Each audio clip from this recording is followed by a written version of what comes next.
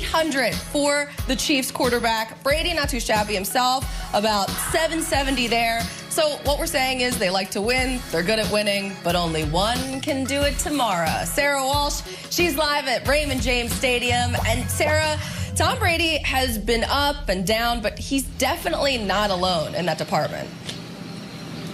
No, this Bucs offense is really trying to find its rhythm, and it is no secret that unlike Patrick Mahomes, Tom Brady has no interest in moving outside of that pocket. In fact, he makes nearly 97% of his passes from inside the tackle box. So protecting Brady is always at a premium, and it's going to come with some extra challenges this week. Left guard Ali Marpet, left tackle Donovan Smith are both going to be game-time decisions for the Bucs. A.Q. Shipley, who has been filling in at center and has done a nice job for them, injured his neck last week, and Bruce Arians told us the unfortunate news this week that that's actually going to end his career. The good news for him is he is immediately going to join the Bucs as a member of their coaching staff. Now, one of the things this offense really wants to improve on, and stop me if you've heard it before, is the deep ball. Brady is 0 for 19 in the last 4 games on going long passes of 20 yards or more. Last week against the Rams, he went 0 for 6 and was picked off twice trying to go long. He was asked what he saw when he looked at film from that game on the long balls, and he said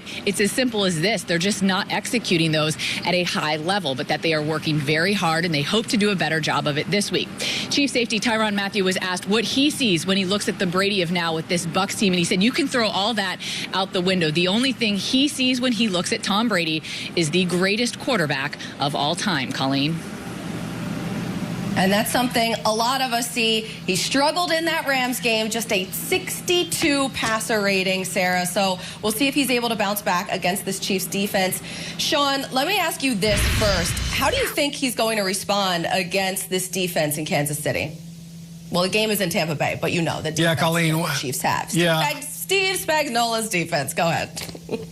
Save me. Yes, all of that. I think great stuff there by Sarah, who's down in sunny Florida. And, just over Sarah's right shoulder, I'm sure if we panned out, we would see the pirate ship that is down in Raymond James Stadium, right?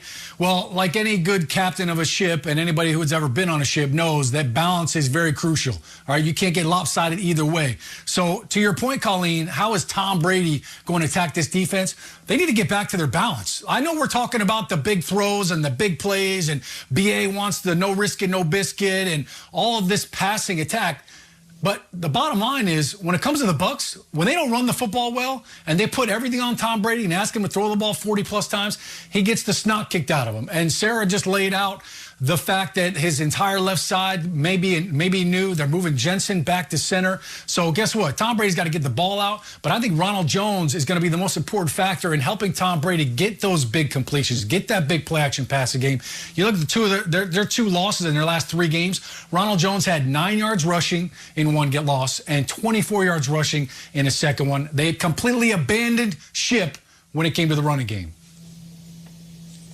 Sean, I'm so glad you talked about the running game. And honestly, even when this Tampa Bay Buccaneers offensive line is completely healthy, I think they're better run blockers than pass blockers. And I think the Tampa Bay Buccaneers need to figure out what identity that they want to have. Do they want to be this explosive passing team down the football field, or do they want to run the football? And the numbers say 0 for 19 over the last few weeks, 3 interceptions. The numbers say you aren't that deep down the field explosive passing team. You need to run the football. But guys, I've been in denial the last, 11 months. I've been telling Cody, our producer, about this for a while. I've been in denial because here we go. That Tom Brady has not looked like Tom Brady. I was just saying, you know what? He didn't have no weapons on the outside in New England. He's a new offense here in Tampa, but he's been in Tampa now, and some of the reads, some of the interceptions is just like, what the football, like the last segment. Tom has to get back to doing what he does well. And to your point, Sean,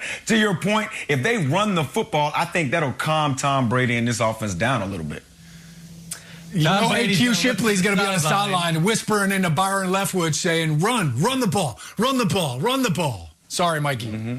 Well, I'm going to the other sideline because Colleen mentioned him. Steve Spagnuolo is going to be standing over there, and Tom Brady's going to see him, and he's going to say, I remember what happened back in Super Bowl 42. Sean O'Hara remembers it. He's got a picture of it right behind him. And then I remember what happened last year when the Chiefs went to New England, and they held Brady, Spagnuolo and his defense did, under 200 yards to 16 points. So Spags is Brady's kryptonite. And wait, Spags is in my ear. He's telling me, don't say that. Because the minute you say that, you know what's going to happen. I'm sorry, Spags, but it's the truth. And this is a guy that you know how to kind of get in his head a little bit and pressure him a little bit. Yeah. No, I know. See, he's Italian. He worries about when you say these things and everything goes wrong. I understand where he's coming from. But the fact of the matter is, despite it being a new offense for Brady, this is a defensive coordinator that knows how to attack him. So I'm going to be looking at that right now, tomorrow night. But I will give you another micro point. See, I mentioned micro patterns last segment, but micro point. L'Jarius Sneed, the youngster for the Chiefs, who's now being forced to play the nickelback position. They got him inside at nickel. Let's see how well he plays. That could be something that Brady tries to take advantage of because, as Spags would tell you, despite the fact that he's struggling, he can still put the football where he wants to at certain points, knows how to throw guys open, and that's something that they've been emphasizing all week in Kansas City.